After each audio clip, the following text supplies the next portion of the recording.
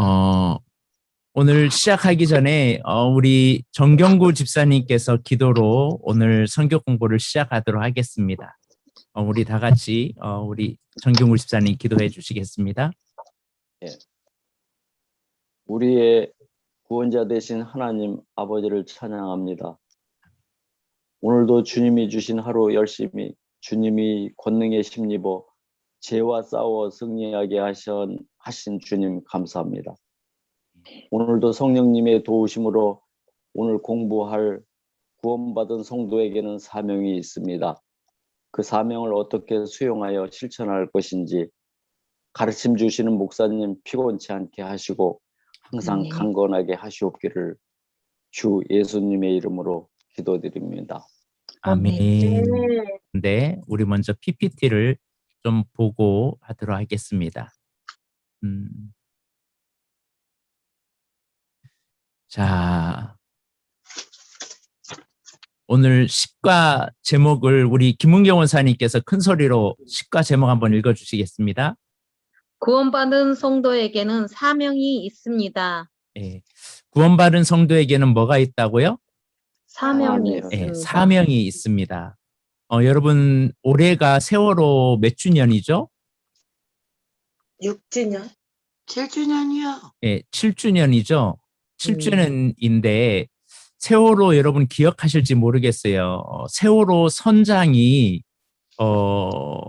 학생들에게 너희는 여기 가만히 있어라 하고 본인은 그 세월호에서 빠져나왔어요. 그 일로 사람들이 사형에 처해야 된다 하고서 최고형을 받았잖아요. 그런데 세월호 선장의 입장에서는 그냥 자기는 말만 하고 나왔단 말이에요. 근데 왜 법원에서는 그에게 엄중한 심판을 했을까요? 우리는 여기에 대해서 우리 믿음의 사람들이 이와 같아요. 왜냐하면 우리 믿음의 사람들은 다 사명이 있는데 이 사명을 감당하지 않으면 안 됩니다. 세월호 선장은 자신이 그 배에 있는 모든 사람을 책임져야 할 사람입니다. 그런데 거기에 있는 사람들 다 죽어가도 상관하지 않고 그냥 그 배에서 자기 살겠다고 자기만 빠져나온 거거든요. 그런데 우리 믿음의 사람들에게도 때로는 예수님 믿으면 구원을 받습니다. 예수님 믿으면 하나님의 나라에 들어갑니다. 라고 말을 하는 거라고 말하지만 그렇게 말하면서 내 주변의 사람들이 죽어가고 있는데 예수님을 안 믿고 있는데 그들에게 복음을 전하지 않고 있다. 그들을 가만히 놔두고 방치하고 있다. 이 죄는요, 엄청난 큰 죄입니다. 마치 불덩이에 지금 세월호에 지금 수많은 세상 사람들이 지금 빠져서 죽어가고 있는데 나만 살겠노라고 밖에서 그냥 나만 살겠노라고 배에서 빠져나온 것과 똑같은 경우입니다. 나만 구원받으면 되지. 나만 복받으면 되지. 이거는 사명을 잃어버린 하나님의 자녀들이라는 거죠. 우리는 구원받았다면 이제부터는 사명이 있습니다. 자, 그러면 계속 김은경 원사님께서 교회는 한번 읽어주시겠습니다. 교회는 왜 이 땅에 존재할까요? 나는 왜 이곳에 존재할까요? 사명이 있기 때문입니다. 그 사명이란 바로 예수 그리스도의 복음을 전하는 것입니다. 전도는 하나님께서 우리를 구원하신 목적이며 하나님께서 가장 기뻐하시는 일입니다. 우리는 이 일에 헌신함으로 실제로 하나님의 복을 누리는 삶을 살 수 있습니다. 네. 만약에 우리 비전 중앙교회가 현재 우리 있는 사람들만 교회만 계속 30명만 계속 1년이고 2년이고 3년이고 그렇게만 신앙생활을 한다면 우리는 하나님 앞에 정말 책망을 받을 겁니다. 왜냐하면 교회에 사명이 있는데 그 사명을 다하지 않고 우리끼리만 지내고 있는 거기 때문에 그래요. 교회는 해야 할 사명이 있는데 그거는 죽어가는 영혼을 살리는 일이 교회가 해야 할 사명입니다. 교회는요, 세미나 장소가 아니에요. 교회는 집회소도 아닙니다. 교회는 어떤 한 행사장도 아니에요. 우리가 한 번의 은혜만 받기 위해서, 집회 참여하기 위해서, 세미나를 듣기 위해서, 뭔가 지식을 알기 위해서 교회를 다니는 게 아니라 그리스도의 몸을 세우고, 내가 이제는 하나님의 나라에 귀한 하나님의 영혼을 내가 영원한 생명을 얻었으니까 이제는 죽어가는 많은 사람을 살려야 할 사명이 있다는 사실입니다. 그런데 이 사명을 모르고 그냥 예수 믿고 복 받고 예수 믿고 천국 가고 이걸로만 알고 나만 구원받으면 되지라고 착각하고 거기에 머문다면 우리는 본질을 잃어버린 사람입니다. 마치 세월호 선장이 그냥 자기만 살겠노라고 배에서 나와가지고 나 살았다라고 하는 것처럼 똑같습니다. 우리는 예수님이 나를 구원해 주셨다면 이제는 그 배 안에 있는, 세상 안에 있는 사람들을 건져내야 할 사명이 있다는 거죠. 자, 그러면 왜 우리가 전도해야 될까? 우리 김하옥 집사님이 한번 읽어주시겠습니다. 왜 전도해야 할까요? 전도는 예수님의 명령이기 때문입니다. 그리스도인들은 가장 위대한 명령을 받은 사명자들입니다. 그리스도인의 또 다른 이름은 전도자입니다. 그러므로 너희는 가서 모든 민족을 제자로 삼아 아버지와 아들과 성령의 이름으로 세례를 베풀고 내가 너희에게 분부한 모든 명령을 가르쳐 지키게 하라. 볼지어다 내가 세상 끝날까지 너희와 항상 함께 있으리라 하시니라. 마태복음 28장 19절에서 20절 말씀. 네, 감사합니다. 전도는 예수님의 뭐라고요? 명령이에요. 예.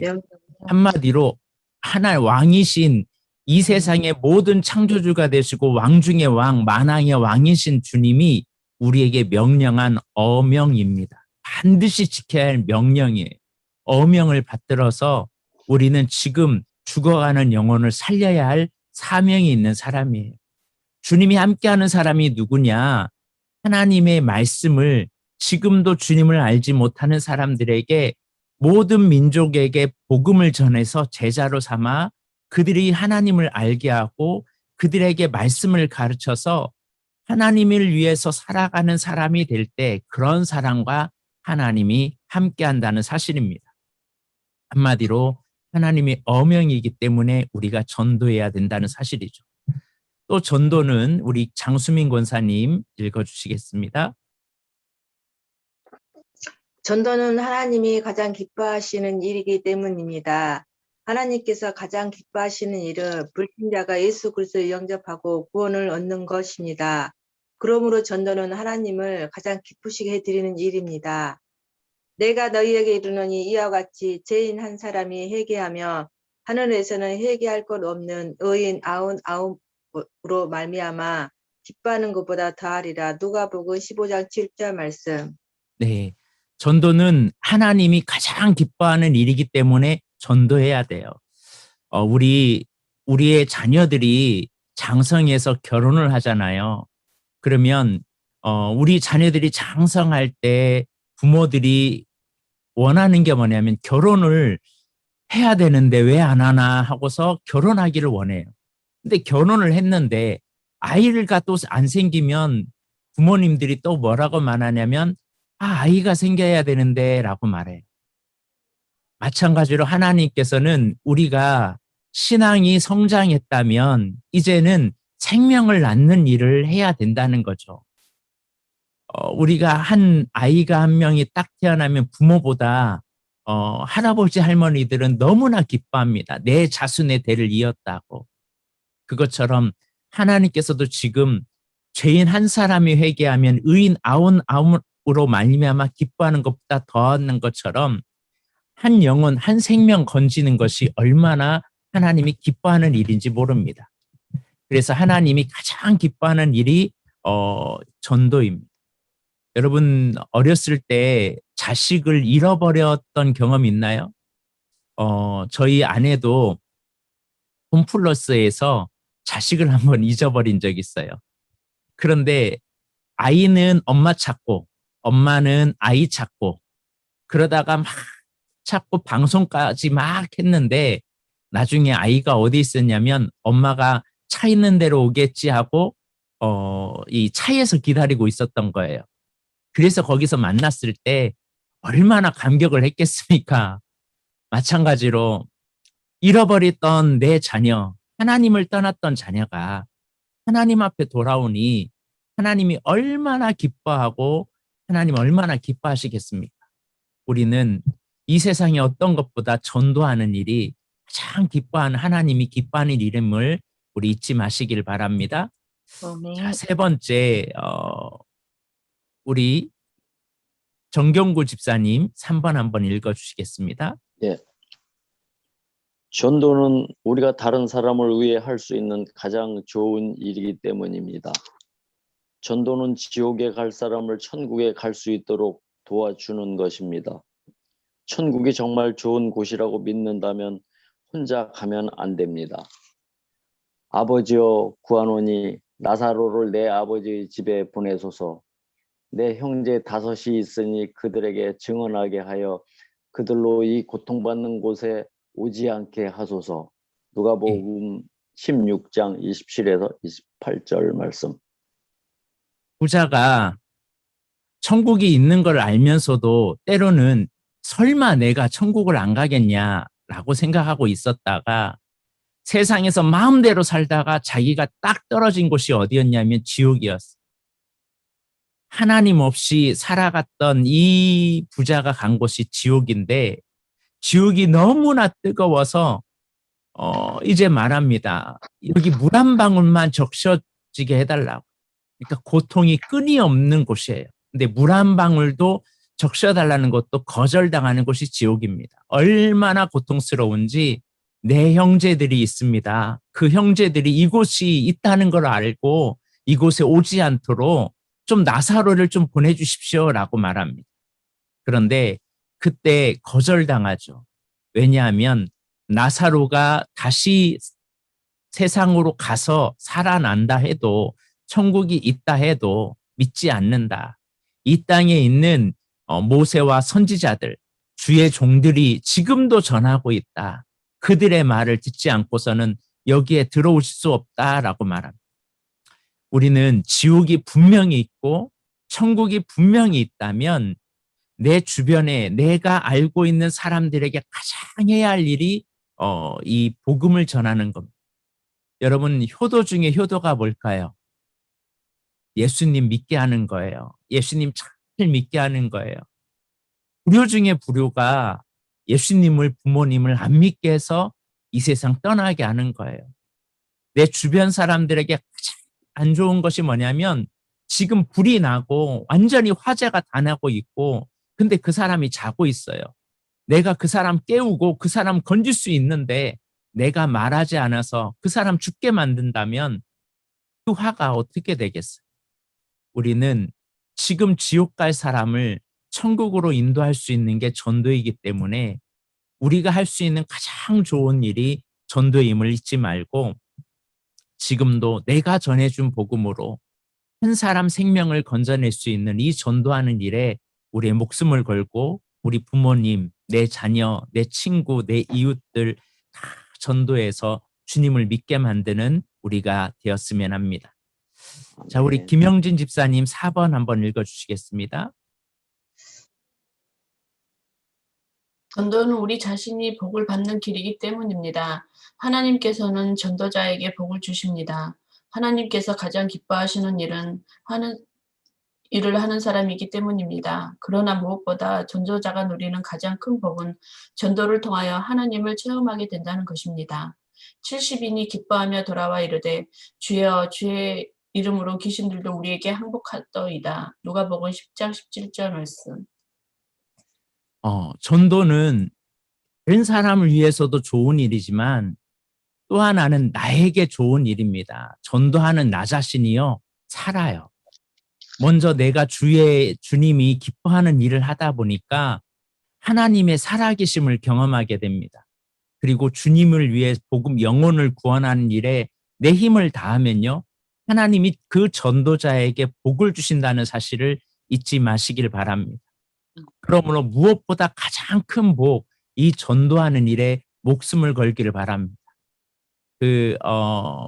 마가의 다락방이라는 그 교회를 그 기도원을 지금 이끄는 목사님이 계세요. 그분이 폐암으로 걸려서 죽어가고 있을 때 교회 앞에서 할 수 있는 것이 뭐냐면 이제는 아무것도 할 수 없어서 그냥 앉아서 힘도 하나도 없어서 그냥 예수 믿으세요. 예수 믿어야 삽니다. 라고 이렇게 복음을 전하는데 어느 순간 이 몸이 회복이 되는 거예요. 복음을 전하니까 이 몸이 회복되고 몸이 회복되니까 영이 회복되고 영이 회복되니까 이제 삶이 회복이 되더라는 거예요. 그래서 지금도 수많은 사람들에게 하나님의 살아계심을 드러내잖아요. 원래 이분은 의사였거든요. 그런데 하나님의 복음을 위해서 사니까요. 많은 일을 지금도 하고 있습니다. 오늘도 주님은 전도하는 사람에게 복을 주십니다. 제가 저번에 설교했듯이 지나리채 아파트를 짓는 한 사업가가 계세요. 그분의 부부가요, 처음에는 조그만한 건축업을 하셨어요. 근데 전도하는데 목숨을 걸고 하나님 좀 사업을 잘 되게 해서 전도 마음껏 할 수 있도록 도와주세요. 전도비 많이 쓸 수 있도록 도와주세요라고 기도하면서 사업을 하기 시작했어요. 그런데 광주 지역에만 이렇게 머물었던 그 지나리채가 이제는 전국으로 지금 퍼지고 있어요. 이 지역에만 해도 지금 지나리채가 몇 채가 1차, 2차 이렇게 있잖아요. 그것처럼 하나님의 복음을 위해서 살아가면 하나님이 반드시 복을 주십니다. 그러면 전도가 뭘까 우리가 알아야겠죠? 전도가 뭔지 우리 홍수연 자매님이 한번 읽어주시겠습니다. 전도란 무엇일까요? 많은 사람이 전도를 어렵게 생각합니다. 전도에 대한 올바른 이해가 없기 때문입니다. 그렇다면 전도란 무엇일까요? 예, 계속 읽어주세요. 전도는 인도와 다릅니다. 불신자를 교회로 데려오는 것은 전도가 아니라 인도입니다. 전도란 말 그대로 복음을 전하는 것입니다. 예수님께서 우리의 죄를 대신해서 십자가에 달려 죽으시고 부활하셨습니다. 누구든지 예수님을 영접하면 죄사함을 받고 구원을 얻습니다. 땡땡땡님도 예수님을 영접하시고 구원의 축복을 받으십시오. 이런 식으로 복음의 내용을 정확하게 전달해 주는 것이 전도입니다. 전도는 뭐와 다르냐면 많은 사람들이 전도라고 말하면 그냥 사람을 데리고 교회에 앉히면 그걸 전도했다라고 말해요. 그런데 그거는 전도가 아니라 인도라고 하는 겁니다. 전도라는 것은 한 사람이 예수님이 누군지, 예수님이 십자가에 달려서 우리의 죄를 위해서 대신 죽으시고 그분은 다시 살아나시고 부활하셔서 우리의 하나님의 자녀가 되어 우리의 모든 죄를 다 용서하시고 우리가 구원을 받았다는 것, 이 예수님을 믿어야 된다는 것, 이 예수님을 영접해야 구원의 축복을 받는다는 것을 전해주는 게 전도입니다. 그래서 전도는 우리가 그냥 인도만 하는 게 아니라 계속 하나님의 말씀을 계속 나누면서 이제 그 교회만 데리고 오는 게 아니라 그 사람을 잘 양육까지 해주는 게 전도라는 거죠. 자, 우리 사모님 한번 2번 읽어주시겠습니다.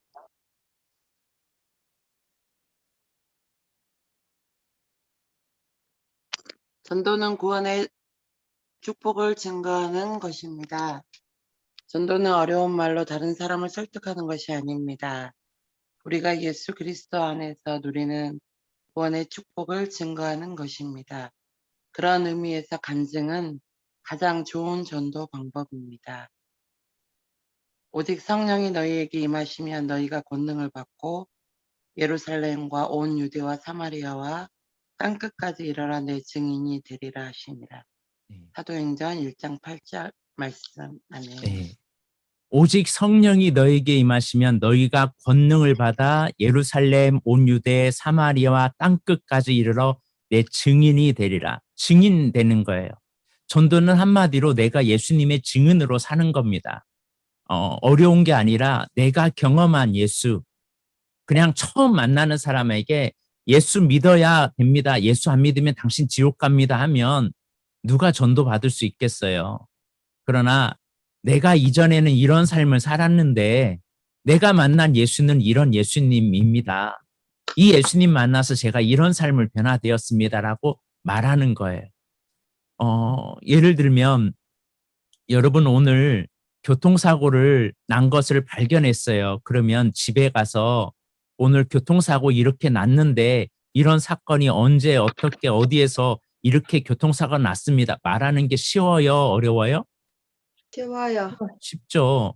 예를 들어서 어디 홈플러스에서 한 5만 원짜리 10만 원짜리인데 1,000원에 할인하더라. 그러면 사람들에게 말하는 거 쉬워요? 어려워요? 쉬워요. 쉽죠. 야, 그거 빨리 잡아 그거. 그거 지금 10만 원인데 지금 1,000원에 판매해. 그거 막 전하잖아요. 마찬가지로 구원도 증언하는 거예요. 내가 경험한 거, 내가 느꼈던 거, 내가 그리스도 안에서 축복을 은혜를 누렸던 것을 전하는 겁니다. 그런데 우리는 자꾸 전도를 뭘로 생각하냐면 나의 삶은 전하지 않고 그저 그냥 예수님 안 믿으면 지옥 가. 당신 그렇게 살 거면 당신 영원한 불덩이에 떨어져. 이런 얘기만 하고 나의 삶을 바뀌지 않으니까 오히려 복음이 증거가 안 돼요. 전도는 어려운 말로 다른 사람을 설득하고 그 사람을 막 이해시키려고 애쓰는 게 아니라 내가 경험한 예수를 증거하는 겁니다. 자, 그러면 그러기 위해서는 나의 간증이 필요합니다. 나의 간증. 그래서 사도 바울은 이것을 나의 복음이라고 말해요. 나의 복음. 그래서 사도행전을 보면 왕에게 그리고 다른 사람들에게 자기가 경험한 예수님을 증거하잖아요. 3번이나 사도행전에서 3번이나 증거하거든요. 다메섹 동상에서 만난 예수를 다른 사람에게 증거하거든요. 마찬가지로 내가 만난 예수, 내가 경험한 예수, 내가 은혜를 누렸던 그 예수를 다른 사람에게 알려주는 겁니다. 그러려면 간증이 있어야 되잖아요. 자, 그러면 간증을 준비해야 되는데 간증을 어떻게 준비해야 되는지 1번 우리 김은경 원사님이 읽어주시겠습니다. 간증의 초점을 예수님께 맞춰야 합니다. 어떤 간증을 하든지 그 간증의 중심에 예수님이 계셔야 합니다. 예, 간증의 중심은 예수님과 예수님이 하신 일을 드러내는 게 간증이에요. 근데 어떤 사람은 간증하라고 하니까 자기를 드러내요. 막 내가 이런 사람이었고 내가 이런 대단한 사람이었고 나 이런 경험했고 그래서 나를 자꾸 드러내려고 하는데 간증의 중심은 누가 있어야 돼요? 예수님이 계셔야 돼요. 그러니까 예수님이 중심이 되는 간증이 되어야 합니다. 2번도 읽어주시겠어요? 다음과 같이 세 부분으로 간증을 준비하십시오. 첫째, 예수님을 영접하기 전의 삶. 둘째, 예수님을 영접하게 된 상황과 신앙 고백. 셋째, 예수님을 영접한 이후 변화된 삶. 예, 다른 사람에게 예수님을 증거하려면 예수님의 알려주려면 이 3가지를 꼭 전해주셔야 돼요. 나 예전에 교회 다니기 전에 나 이런 사람이었어. 나 예수 믿기 전에는 내가 하나님을 떠나서 살았던 나의 삶을 얘기해 주는 거예요. 그때는 외로웠고 두려웠고 죽음도 생각했고 많은 갈등도 있었고 인생의 어려움도 실패도 있었지만 예수님을 만난 이후에 내 삶은 이런 변화가 있었다라고 말하는 겁니다. 예수님 교회에 나오게 되기 전에 나의 모습과 교회에 나와서 내 삶에 어떤 변화가 왔고 그리고 내 삶에 어떤 이런 변화가 왔는지를 말해주는 겁니다. 그렇게 하다 보면 이 간증을 듣고 주님 앞에 돌아오게 되더라는 거죠. 그런데 나의 변화된 얘기는 하나도 하지 않고 예수 믿으라고만 얘기하면 이 복음이 전화되지 않죠. 그러나 예수 믿기 전에 나의 삶과 예수를 영접하게 된 그 배경과 그 신앙 고백을 하면 그 사람이 이제 변화된 삶을 살게 되더라는 것이죠. 자, 3번째, 진실한 간증이 있어야 됩니다. 이 간증은 드라마틱하게 막 나를 드러내려고 화려하게 꾸미는 게 아니라 솔직한 것 그대로 과장하지 않고 그대로 간증하는 것이 중요합니다. 한마디로 우리는 이런 나의 복음을 미리 좀 적어 보십시오. 오늘 당신은 행복하십니까? 성경 공부를 하는 여러분이 이 마지막 식과를 끝나면서 나의 복음을 한번 적어 보시길 바랍니다. 첫째로 예수님을 영접하기 전에 나의 삶을 한번 적어 보세요. 내가 예수님 안 믿을 때 나의 삶은 어땠는지, 그리고 내가 교회를 나오게 되었을 때 그때 상황, 그리고 교회 나와서 나이가 어떻게 예수 그리스도를 영접했는지, 그리고 예수 그리스도를 영접하고 나서 나의 삶의 변화를 한번 이야기해 한번 써보시길 바랍니다. 이걸 써서 이것을 전하는 것은 어려운 것은 아니거든요. 그래서 이런 간증이 있기를 바랍니다. 자, 그러면 전도하기 전에 우리가 꼭 기억해야 할 것이 있습니다. 뭔지 우리 장수민 권사님 1번 한번 읽어주시겠습니다.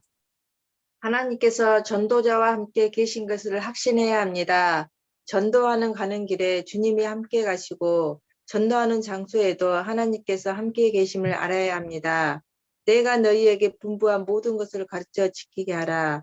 볼지어다 내가 세상 끝날까지 너희와 항상 함께 있으리라 하시니라. 마태복음 28장 20절 말씀. 전도하는 사람이 이제 내가 전도하려고 할 때 자세가 있는데, 그게 뭐냐면 전도는 나 혼자가 하는 게 아니라 하나님이 나와 함께 한다는 확신을 가지고 전도해야 됩니다. 그래서 늘 주님이 나와 함께 하고 있다라는 이 믿음을 가지고 전도할 때 전도에 자신감이 붙습니다. 근데 전도할 때 쑥스럽고 나는 혼자인 것 같고 아무도 알아주지 않는 것 같고, 그게 아니라 나와 함께하고 어느 장소에도 주님이 나와 함께함을 믿는 이 자세가 중요합니다. 그리고 두 번째 자세가 중요한 것 2번까지 읽어주시겠습니다. 전도 대상자를 위해 기도해야 합니다. 마귀가 불신자들을 사로잡아 하나님을 알지 못하게 하고 복음을 믿지 못하게 하기 때문입니다. 이 세상의 신이 믿지 아니하는 자들의 마음을 혼미하게 하여 그리스도의 영광의 복음의 강치가 비치지 못하게 함이니. 고린도후서 4장 4절 말씀. 네, 전도할 때 두 번째 자세는, 먼저 첫 번째는 하나님이 나와 함께하고 있다라는 거, 전도하는 사람에게 주님이 동행한다는 사실을 잊지 말고, 두 번째는 전도하기 전에 무엇이 뒷받쳐야 되냐면 기도가 뒷받침되어야 합니다. 기도가 받쳐주지 않으면 전도가 안 돼요. 이상하게요, 다른 장소는 잘 가는데 교회 오자고 하면요 그렇게 안 와요. 이상해요. 다른 약속은 잘해요. 그런데 교회에 오자고 한 약속은요 했다가도 금방 뒤돌아서요. 왜냐하면 주일날 교회 가자고 하면 갑자기 그날 되면요 여러 상황 사건이 많이 일어납니다. 왜 그러냐? 전도는 사실은 누구와의 싸움이냐면 마귀와의 싸움이에요. 마귀는 그 영혼을 어떻게든 붙잡아서 지옥에 떨어지게 하려고 붙잡고 있거든요. 이 세상 신이 믿지 않는 자들의 마음을 혼미하게 하거든요. 그래서 그리스도의 영광의 복음의 강체를 싹 가리우게 만들어서 주님을 믿지 못하게 하니까, 우리는 내 주변에 믿지 않는 사람을 위해서 기도로 뒷받침되지 않는 전도는요 인도받게 되지 않아요. 교회 한 번은 데리고 올 수 있어요. 그런데 그 사람이 영혼의 구원을 얻을 수는 없다라는 거죠. 그래서 우리는 내가 전도 대상자가 있다면 반드시 그 대상자를 놓고 기도해야 됩니다. 그래서 이렇게 기도하셔야 돼요. 예를 들어서 누구를 사로잡고 있는 악한 영은 예수 그리스도의 이름으로 내가 명하노니 그 사람에게서 떠나 갈지어다. 성령님 이 시간 사랑하는 누구에게 마음을 열어주시고 예수님을 영접할 수 있도록 도와주시옵소서. 그의 마음 가운데 복음이 들어가게 하여 주시고 하나님의 성령의 빛이 비추어서 저 영혼이 예수님을 믿을 수 있도록 도와주옵소서. 이렇게 기도하기를 바랍니다. 그를 사로잡고 있는 모든 악한 영들이 다 결박당할 수 있도록 우리가 기도가 뒷받침되지 않으면 전도가 되지 않아요. 세 번째, 전도할 때 또 하나의 자세가 있습니다. 우리 정경구 집사님 3번 한번 읽어주시겠습니다. 전도 대상자를 사랑으로 섬겨야 합니다. 전도하라는 말은 사랑하라는 말과 같습니다. 영혼을 사랑하기 때문에 전도해야 하고, 전도하려면 전도 대상자를 사랑해야 합니다. 아내들아, 이와 같이 자기 남편에게 순종하라. 이는 혹 말씀을 순종하지 않는 자라도 말로 말미암지 않고 그 아내의 행실로 말미암아 구원을 받게 하려 함이니. 베드로전서 3장 1절 말씀. 전도하는 자세가 첫 번째는 하나님이 나와 함께하고, 두 번째는 기도가 밑받침되어야 되고, 이제 세 번째는 전도하려고 하는 대상을 우리는 사랑해야 돼요. 전도하려고 하는데 그 사람을 사랑하는 마음이 없으면 전도할 수 없습니다. 한 영혼을 전도하기 위해서는요, 이 영혼을 내가 사랑하겠다는 마음으로 해야 돼요. 가장 힘든 전도가 뭐냐면, 그래서 가족 전도예요. 가족 전도. 가족 전도는요, 그냥 친구나 이웃들, 그냥 주변의 사람들 한두 번 만나가지고 하는데, 가족은요, 나의 자존심 다 내려놔야 돼요. 특히 남편을 전도하기 위해서는요, 오늘 뭐라고 말해요? 그 남편에게 뭐하라? 순종하라. 말씀에 순종하지 않는 자라도 말로 말미암지 않고 그 안에 행실을 통해서, 야, 당신 보니까 이제 하나님이 살아계신 것 같다. 그래서 그 안에 행실을 통해서 주님 앞에 돌아온다는 거예요. 한마디로 우리는 전도 대상자가 있으면 사랑해야 돼요. 사랑하지 않고 전도할 수는 없습니다. 어떤 사람은 전도해놓고 배나 지옥 자식으로 만드는 사람도 있어요. 같이 전도해가지고 교회 안에서 이렇게 같이 신앙생활 하는데, 그 사람이 조금 누구에게 인정받으면, 내 친구가 인정받으면 그걸 못 견뎌요. 그게 아니에요. 영혼을 사랑하는 마음으로, 그 영혼 우리 지옥 가면 안 되니까 어떻게든 살려야 하는 이 사랑의 마음을 우리가 가지고서 전도를 해야 됩니다. 아멘. 한마디로 아멘. 전도하라는 말은 무슨 말이에요? 사랑하라는 말이에요. 그래서 우리는 늘 사랑하면서 살아가는 우리의 삶이 되었으면 합니다. 우리 김영진 집사님 4번 한번 읽어주시겠습니다. 성령으로 충만함을 받아야 합니다. 성령으로 충만해지면 복음을 전하는 것이 어렵지 않게 느껴집니다. 그러므로 먼저 성령 충만을 위해 기도해야 합니다. 오직 성령이 너희에게 임하시면 너희가 권능을 받고 예루살렘과 온 유대와 사마리아와 땅끝까지 이르러 내 증인이 되리라 하시니라. 사도행전 1장 8절 말씀. 아멘. 전도라는 것은요, 신기해요. 여러분이 성령 충만하지 않고 있다라고 느껴지면요, 전도해 보세요. 그러면요, 점점 내 안에 성령으로 충만하게 돼요. 그리고 성령 충만해야 전도가 되는 걸 또 알아요. 이게 같이 가거든요. 같이. 성령 충만하지 않는 사람이 전도 막 전하다 보면 내 안에 막 불이 임해요. 갑자기. 주님을 따르고 싶고 주를 위해서 살고 싶고 확신이 생기고 이런 마음이 들어요. 그러나 또 하나의 마음은, 내가 전도할 때 내가 깨어 있어야 되지, 내가 영적으로 일어나야 되지라는 이 성령 충만함이 있을 때 더 전도가 잘 되는 걸 느낄 수 있습니다. 그래서 우리는 전도할 때 성령 충만함을 받아야 해요. 근데 마귀는요, 내가 전도할 때 내가 성령 충만하지 않으면 이렇게 생각을 줘요. 야, 네 꼬라지 좀 봐라. 네가 그러고서 무슨 전도를 한다고 웃기고 있네. 그렇게 생각을 주거든요. 그런데 그게 아니에요. 우리는 내가 그렇게 자괴감을 주고 죄책감을 줄 때마다 아니야 하고서 과감하게 이겨내고 우리 전도할 때 성령 충만해질 수 있어요.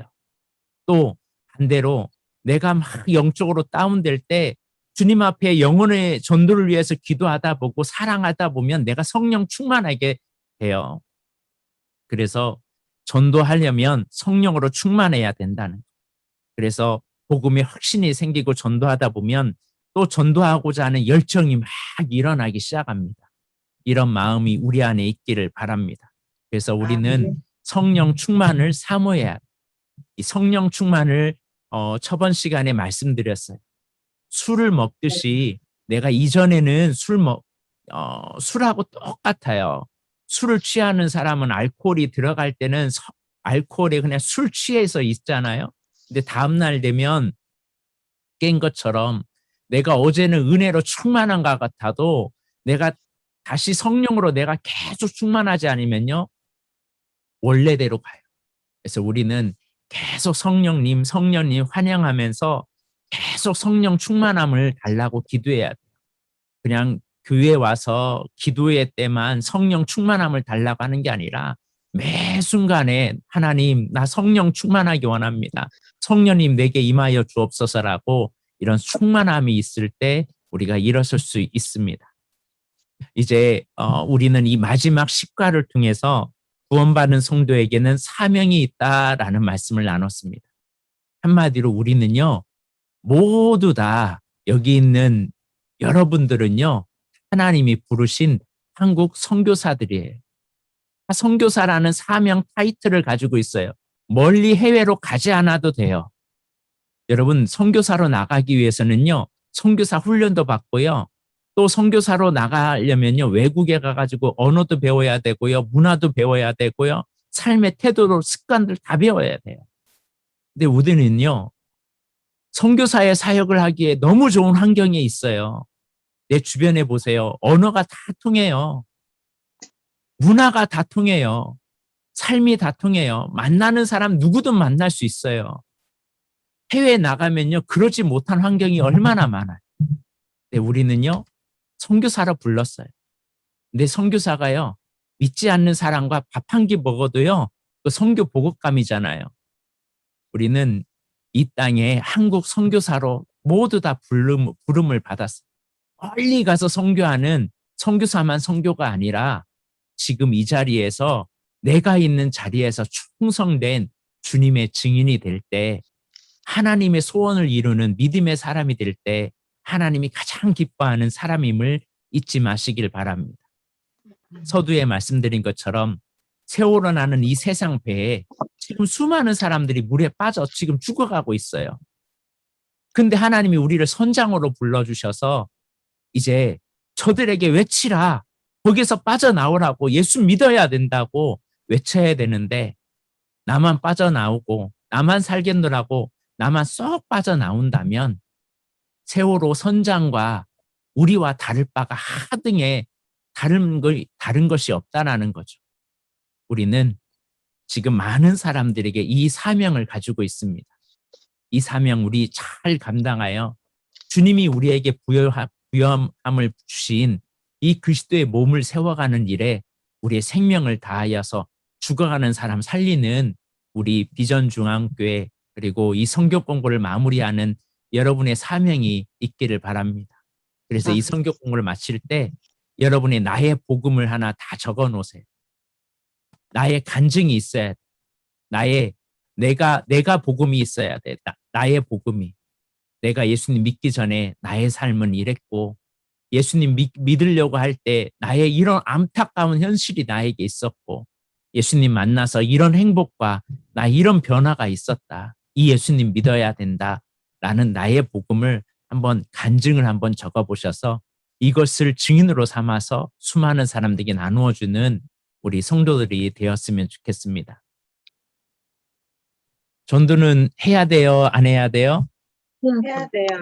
네, 가장 누구부터 전도해야 돼요? 내 가족부터. 가족부터. 네, 부모님 이번 5월 달이잖아요. 우리 부모님 살아계실 때 우리 부모님 잘 전도해서 지옥 가지 않도록 우리 부모님 그게 가장 귀중한 효도입니다.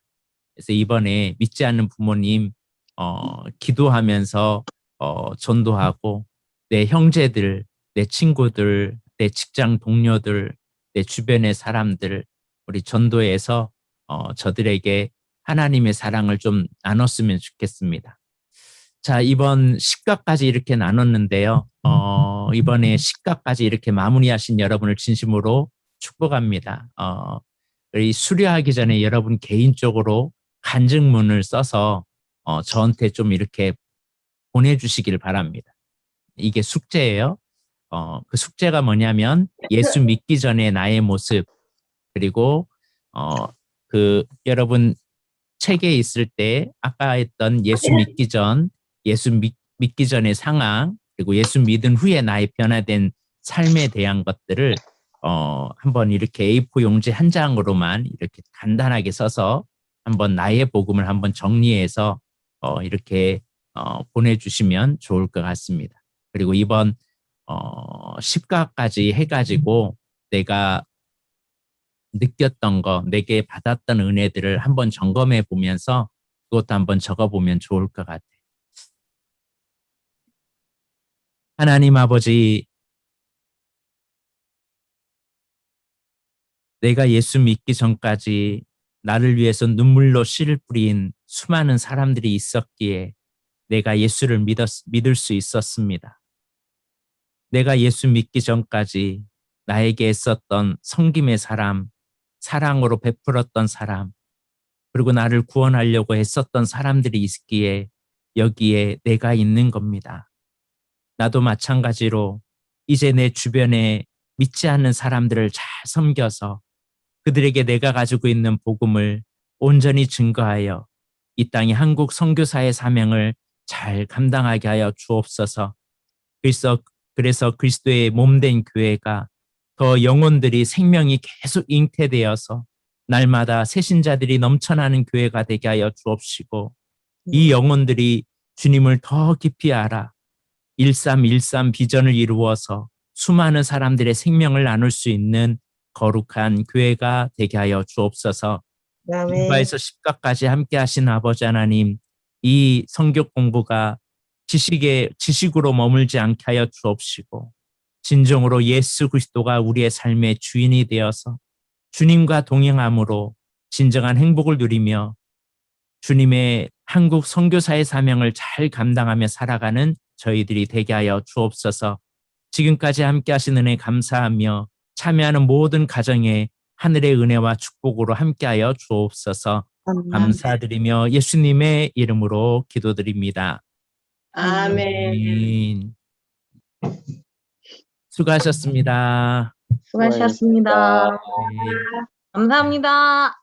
네, 여기까지 이렇게 하고요. 오늘 기도해 주신 우리 정경우 지사님 감사합니다. 네. 고맙습니다. 우리 목요일 날 우리 참여하신 분들은 꼭 목요일 날 다시 또 보도록 하겠습니다. 네, 그럼 네. 안녕히 계세요. 안녕히 계세요. 감사합니다. 네. 감사합니다.